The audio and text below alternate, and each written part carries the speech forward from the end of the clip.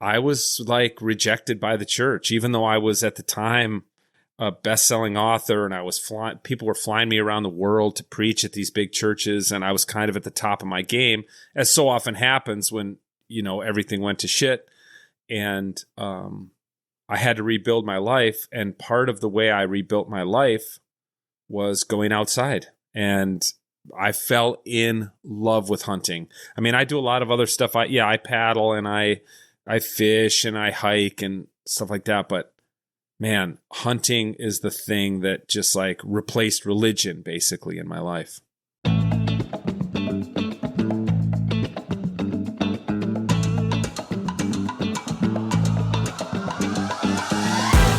What's going on, everybody? Welcome to Season 2 of the Liberal Gun Owner's Lens podcast. I am Miyanovich, and I will be your pilot on an unprecedented ride through the most innovative and forward-thinking analysis of the relationship between humans and guns on planet Earth.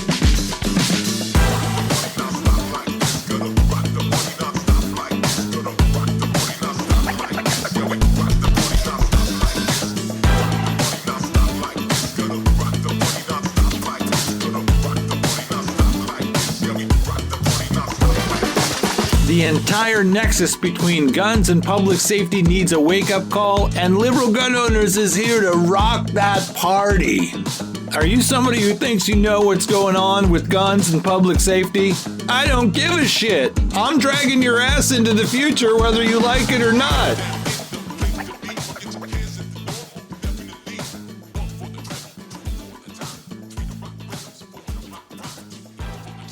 So, Tony Jones, welcome to the Liberal Gun Owner's Lens podcast, man. So good to have you here. It's great to be on. Thanks for having me. Sorry it took me so long. I know there's an Ozies. You had me on your show last year. Hey, it's not a quid pro quo, bro. It's no. I just had Jim Shockey on my podcast last month, and I don't expect him to have me on his podcast since he has like 1 million, Instagram followers or whatever. When I first started, I was like, oh, I'm going to have this person on and this person on. And it seemed like super manageable. And then it grows. It goes fast. It gets like almost exponential. So I always have people on the board and on the list. And I'm like, shit, I was going to call that person last month and I forgot. Yeah. So I'm glad you're here, man. Thanks for coming. You bet. So before we get into, I want to talk a little bit about Tony Jones and the Reverend Hunter and guns. But you did mention whenever I was on your podcast, I don't know, I referenced the movie 16 Candles, and you said, oh, dude, I have a cool story about that church. So I just watched 16 Candles with my 14-year-old for the first time, and it was very impactful for me. I think it was somewhat impactful for her, but it was like a major moment for me. So what really? Is this well, tell me why. I'll just say that's very interesting because last night, when my wife and I were reading in bed and we just had some music playing, and like some 80s, I think it was like, I don't know what came on, some early 80s tunes. Yeah. And I was like, a lot of these songs make me feel really melancholy because I was watching John Hughes movies. I was like a sophomore in high school and never getting the girl ever. Like I didn't even know how to talk to a girl. And I'm watching these movies where like the try hard, earnest fella always ends up getting the girl, and these songs always went with it, so it kind of broke my heart. Yeah, I had an arc. My arc was this. So I was a tall, athletic kid in Pittsburgh, and I was funny and smart enough, and so I was pretty popular in elementary school and then in 6th grade. Then some heavy shit happened in my family, and I got depressed. One of my knees got injured. I couldn't play sports for almost 2 years. I gained a ton of weight. And the time that is the worst time to gain the weight. And also, I'm 6'4". I don't know what happened like during that time. I stopped growing and everyone else grew. And I was like average height for a while. So I was like the John Candy of middle school. Like I went from athletic to being literally like, oh, Randy's the funny fat kid. Right. Like John. Yeah. So, and the girls went from, oh my God, I really think Randy's cute, to, ew, like legit, like girls that used to like, be like excited about me, just shit on me. So for like 3 years, even my freshman year in high school, that was still happening. So I could relate. Like I had a huge crush on Molly Ringwald from that movie. Of course. And so I was in that position of being like, she's like the unattainable person, even though kind of before I was like a Jake Ryan type. Right. So then what ended up happening was my knee healed, my life got better.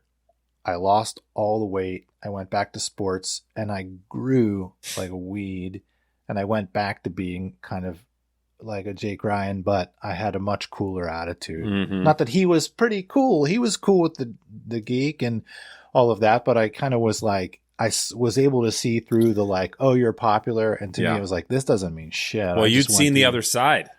Yes. And isn't that beautiful when humans do that, how that smartens you up? Yeah. So that's my, and 16 Candles was like, it was majorly impactful. I think it was more impactful for me as like, I love that story more than The Breakfast Club. Yeah. And so I just want my daughters to be able to, because they're both at that age now and they're getting into love and stuff. And my oldest is a writer and a playwright and a story person. So it was big for me. So what happened with that church? Well, I mean, here's the story is that I've preached at that church a couple times. Yeah. And it's a great little church, and a friend of mine who's now retired, so I think I can now tell this story. The second time I preached there, he was on sabbatical, and I preached there in the summer. So it was like in the basement, not in the sanctuary, because I think it's not air conditioned, and it's pretty small crowd, summertime, and in a rich bougie suburb like that, most people are like at their lake cottages for the weekend. So I don't know, maybe there were 25 people, and he left me a bottle of Buffalo Trace in the parsonage. And he was like, hey, I won't be here. I'm on sabbatical in Maine. He lined up guest preachers all summer for when he'd be gone.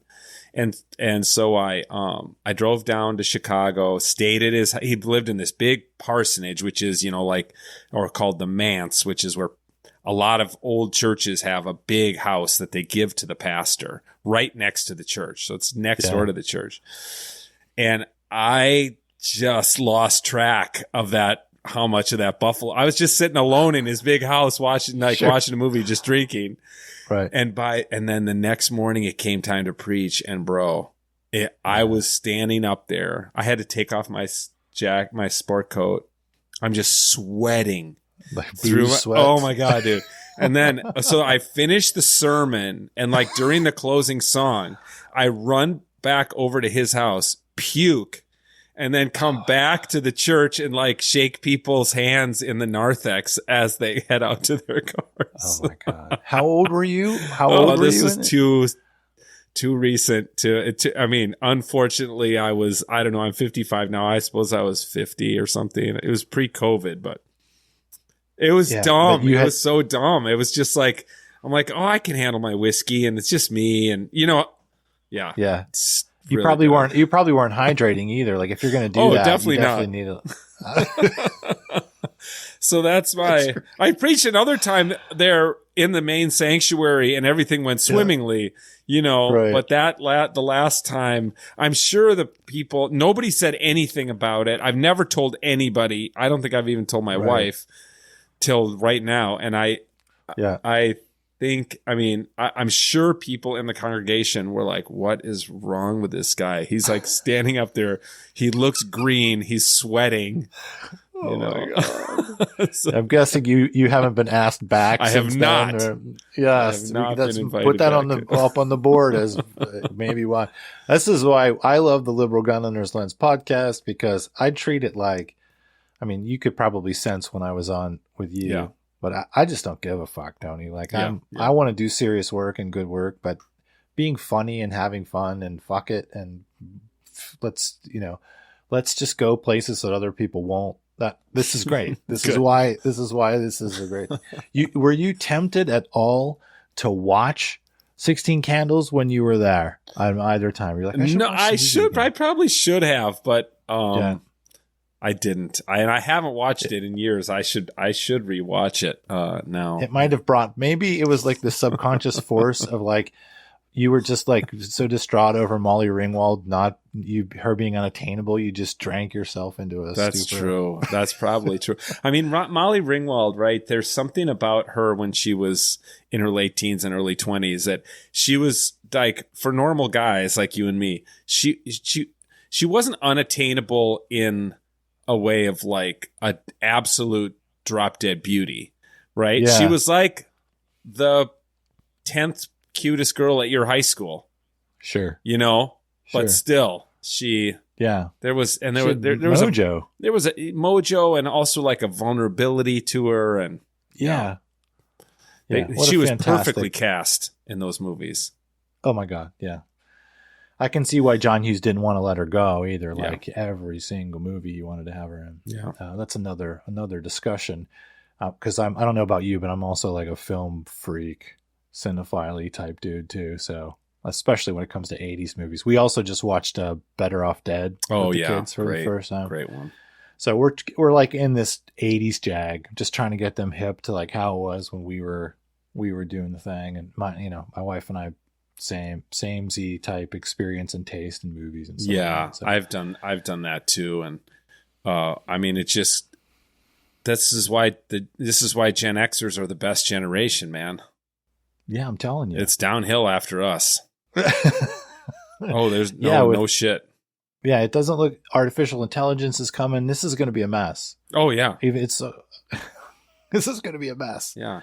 That's a whole other, we could do, if you ever wanted to do like, oh my God, the world's getting worse and here comes AI, and I would love to do that one. Well, if anybody wants to read my Substack, I mean, I don't know when you're going to release this, but my Substack that comes out tomorrow, the day after we're recording, is about the time that I drove to Oregon with my 15-year-old son to duck hunt, and we read Cormac McCarthy's The Road out loud to each other as we were driving 1,900 miles. That was fucking awesome. Nice. Yeah, you guys, you're not just like, oh, I'm Tony and I hunt. Like you go like the outdoors. You do outdoorsy stuff from my exposure to like your materials, and you do that stuff with your kids. So like camping, canoeing, hiking, all that stuff. Is that correct? Yeah. I guide trips in the Boundary Waters Canoe Area Wilderness here in northern Minnesota. I spend a lot of time outdoors. We have a property, 276 acres in central Minnesota that my grandfather bought in 1964 that I manage for the family. That's forest, swamp, river, lake shore, tons of wildlife. We've planted tons of trees. We've planted, 5,000 or 6,000 white pine trees, try to repopulate the white pine, which had all been logged. And then we had a tornado in 73. So, I spent a lot of time outdoors. My next book, which will be out in March of 24, is basically, the hook is a pastor walks out of the church and into the woods to try to re-find his faith, Yeah. Dude, you're a machine with writing. Like you've published a lot, and every time I talk to you, which isn't a lot, you're usually right in the thick of it. And we've talked about the magic hours where this is my productive time. Don't even fucking bother me. But you put it out, man. When did that start for you? Like as a writer, have you always kind of been inclined to write? Or? Yeah, I was a humanities guy in college and in seminary. And did a lot of writing, academic type writing. And then when I was a youth pastor in like the year 2000, I got my first book contract. And my son my first oldest kid had just been born, and I had a full-time job, as a youth pastor at a church. And I knew that the only way I was going to actually write a book was to do it on the margins of my life. So I started when he would wake up to nurse at like 4 a.m. I would bring him into his mom, and I would open my dinosaur gateway laptop on a card table, in his room, and I'd start just hammering away, hunt and peck typing, and then put him back in his crib when he was done eating, and then write until 7:38 when it was time to get up and start the actual day. So I just started writing at 4 a.m, and I've been an early riser ever since for the last 23 years. And most days I spend that time writing, and writing includes editing and revising, depending on the project I'm working on. I found 5 a.m., 5:30, 6 is, if I'm like on something and I get up at 6, I feel like that's a waste. Like there's like some magic, because there's always the fucking around after you wake up and the thing, but somewhere between that 5 a.m. and that noon for me is just like any other time when I try to write, I just sound like I've never like brought a thought up before. I just can't get it out. So this book that you're about to write, which is like a pastor leaves church and goes into the woods, this is a fiction. This is a fictional story. No, this is basically my memoir. This is basically what happened to me after my marriage fell apart. And as a result of that, my professional life fell apart. Right. And that's your first marriage, by the way, just so yeah. You've been happily married, happily remarried for many years, and got sole custody of my kids in 2015, which is part of my story, fighting for that custody. But really the heart of this book is that I was like rejected by the church, even though I was at the time a best-selling author, and I was people were flying me around the world to preach at these big churches, and I was kind of at the top of my game, as so often happens when everything went to shit.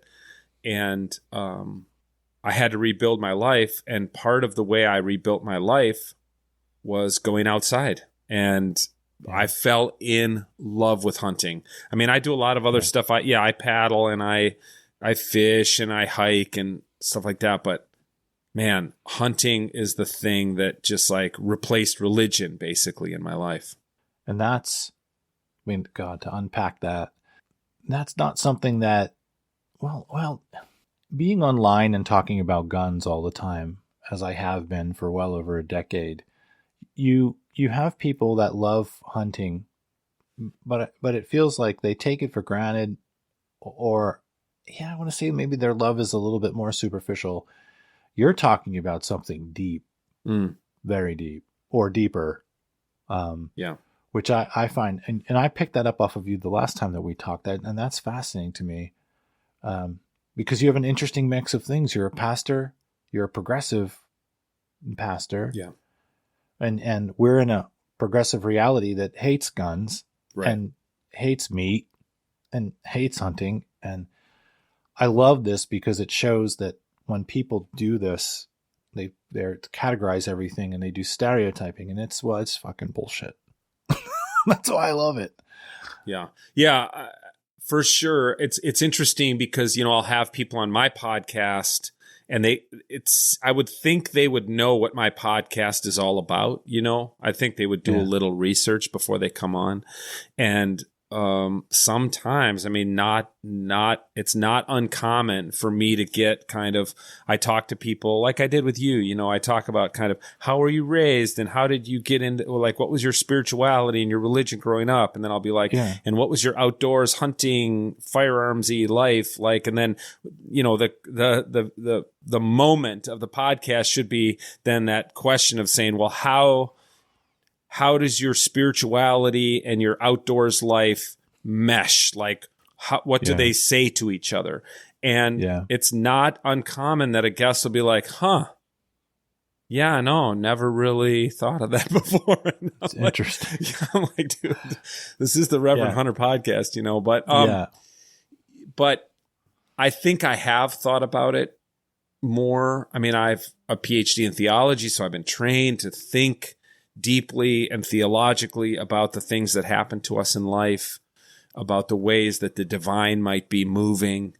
And when I left my home base of the church, got kind of pushed out basically, and then I fell in love with hunting and being outdoors, and I had to spend this time being like, what is it?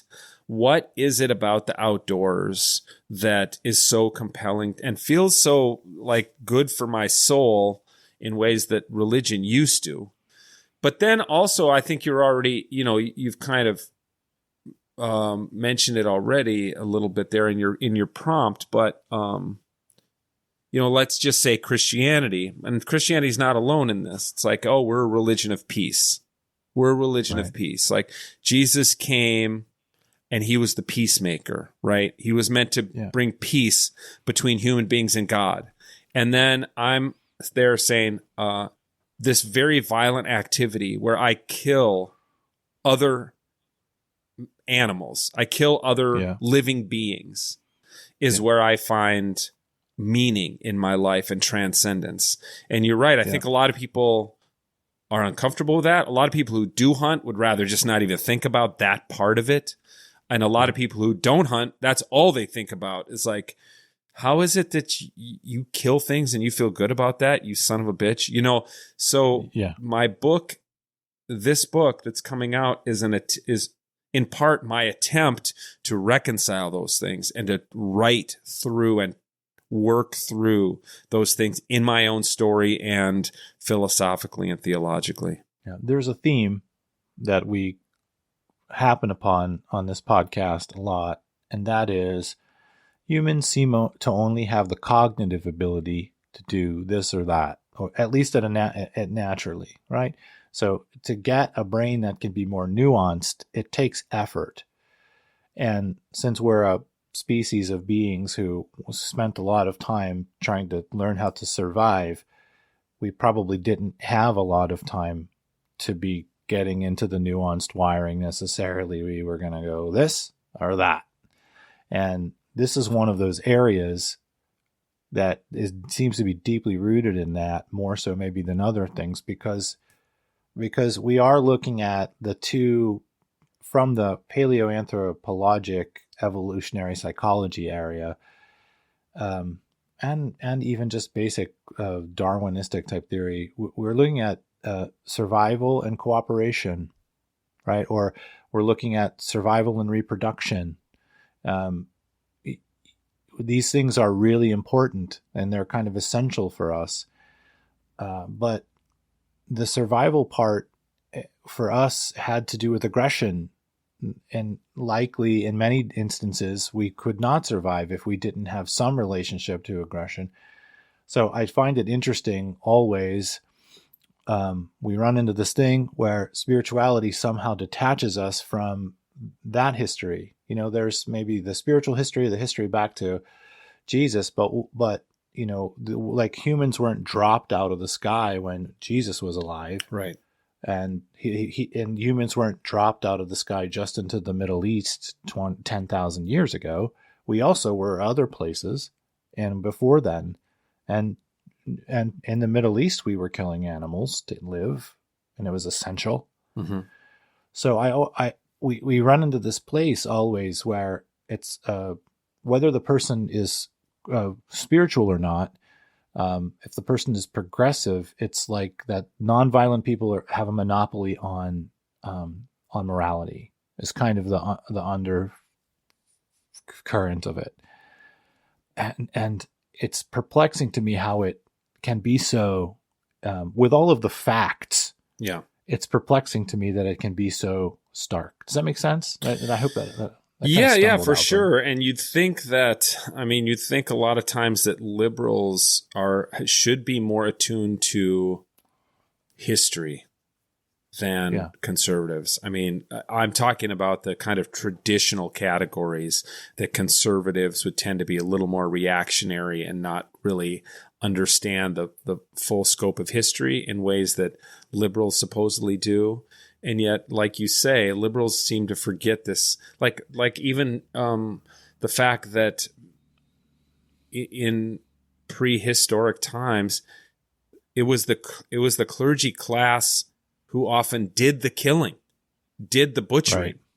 And there's all sorts of fantastic, brilliant theories by like René Girard, a French anthropologist who ended his career at Stanford, about what early religion did was it took human on human violence and it ritualized it into the death of maybe a human sacrifice. As human beings evolved, then we're not sacrificing humans anymore. Now we're sacrificing oxen and doves and goats, right? But we're ritualizing the violence, and thereby it acts as like a pressure release valve on human aggression. So people come together and there's like basically a lynching of an animal as opposed to a lynching of a human. And the priest sacralizes this moment and then passes out the meat, right? After the blood has drained out of the oxen, and they've got hundreds of pounds of meat, and they pass it out to the tribe, and they're like, okay, see you next Sunday. We'll do it again,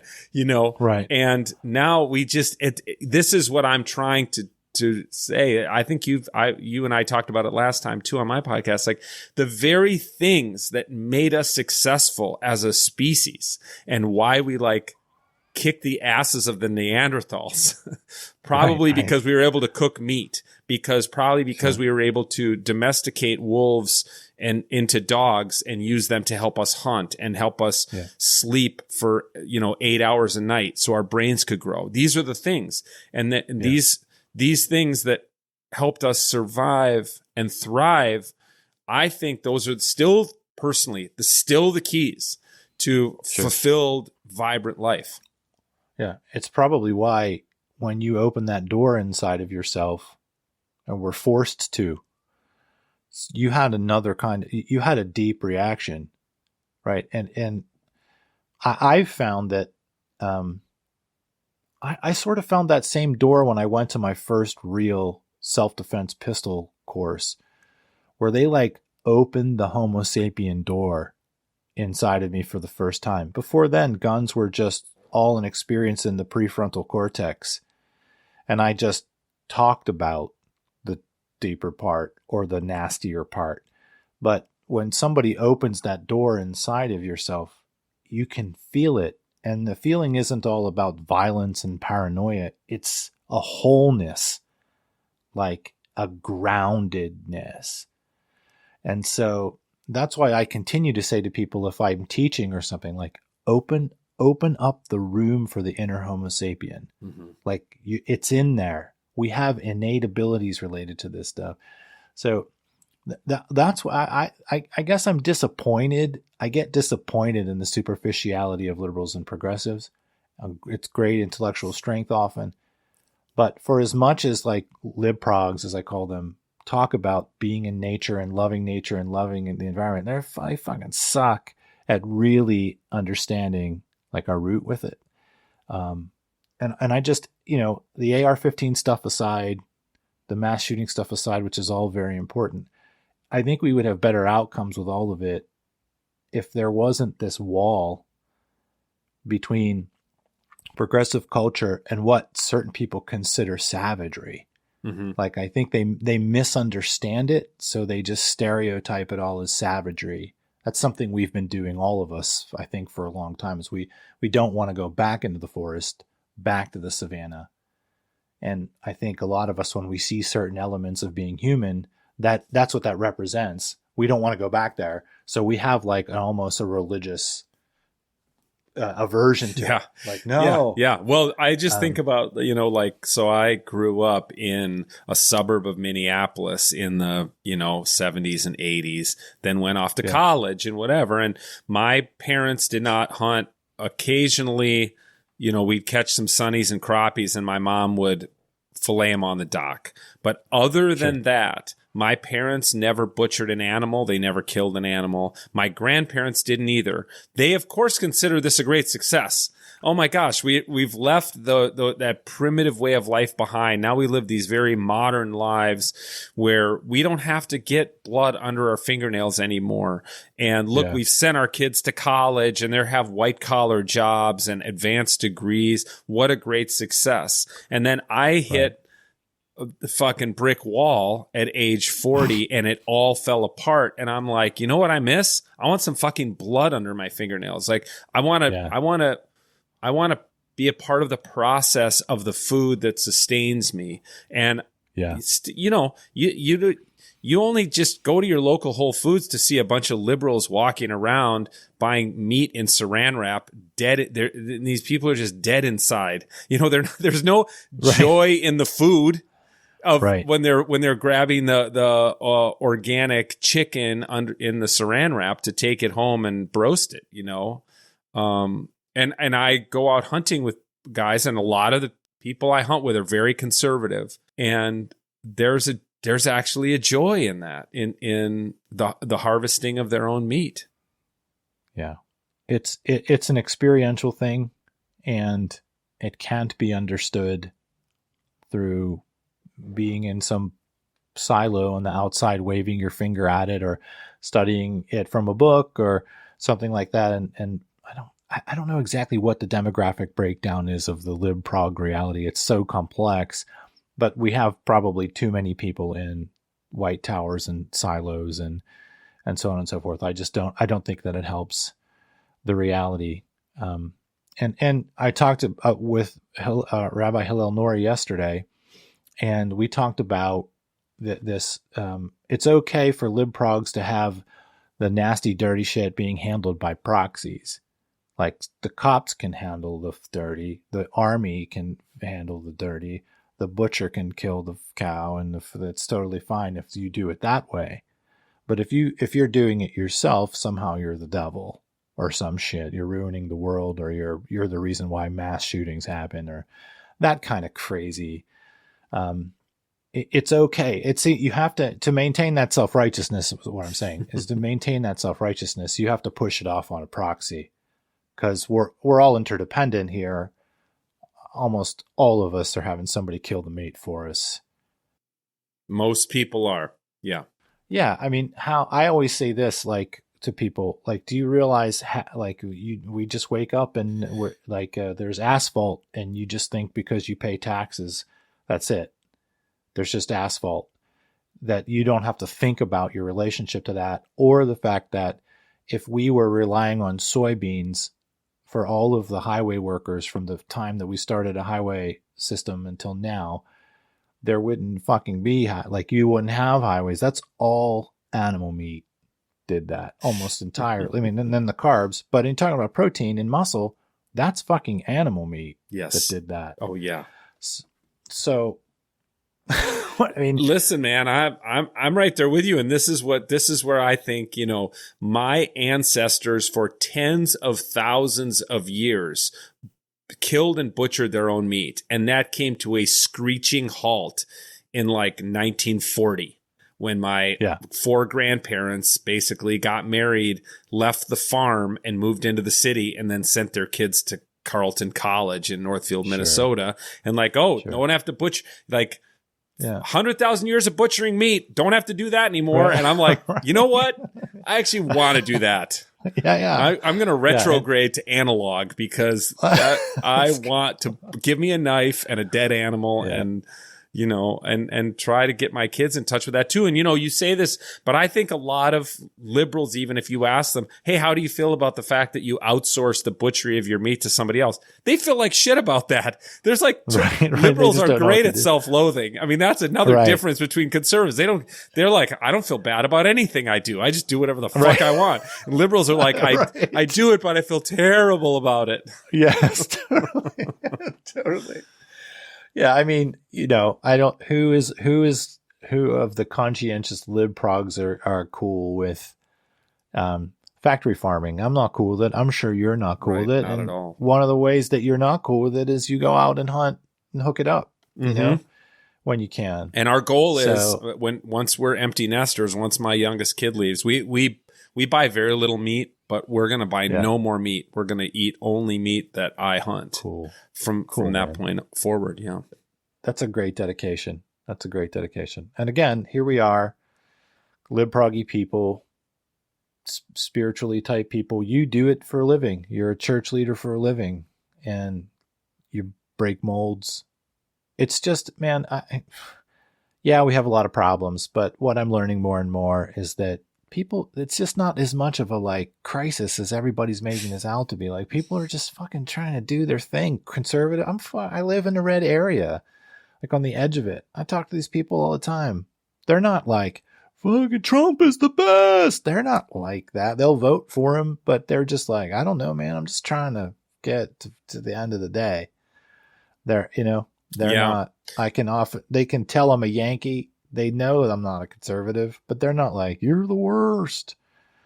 I mean, I'm not saying we don't have problems. There was an interesting take by Jim Fallows, who writes for The Atlantic and guest hosted NPR's On the Media last weekend at the end of that show. And then he wrote about it on his Substack too, that this theory that his theory is basically like the history of America is the history of conflict. We have always been in conflict with each other. It's like how we thrive. The United States has almost never been like, hey, we're good. We're at peace. Like we're always pissed at each other about something. If it wasn't the Civil War, it was unions picketing in the streets and labor bosses with baseball bats. I mean, there have been school riots and school shootings. We're a people who seem to thrive on conflict.